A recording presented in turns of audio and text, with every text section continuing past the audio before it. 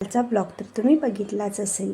तिथून आम्ही पुढं निघालो भीमा, भामा आणि इंद्रायणी या 3 नद्यांच्या पवित्र संगमावर वसलेल्या श्री क्षेत्र तुळापूर इथं.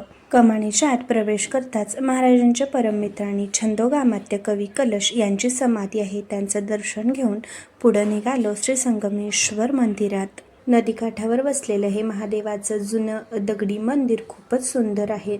तिथं दर्शन घेऊन बाहेर आलो आणि धर्मवीर छत्रपती संभाजी महाराज यांच्या समाधीचंही दर्शन घेतलं. तिथून पुढं निघालो नदीकडे जायला. नदीकडे जाताना आजूबाजूला बरीच अशी दुकानं होती. तिथल्याच एका दुकानातून छान असं कणीस घेतलं आणि नदीकाठाला सुंदर दगडी घाट बांधलेला आहे, तिथंच बसून छान असं कणीसही एन्जॉय केलं.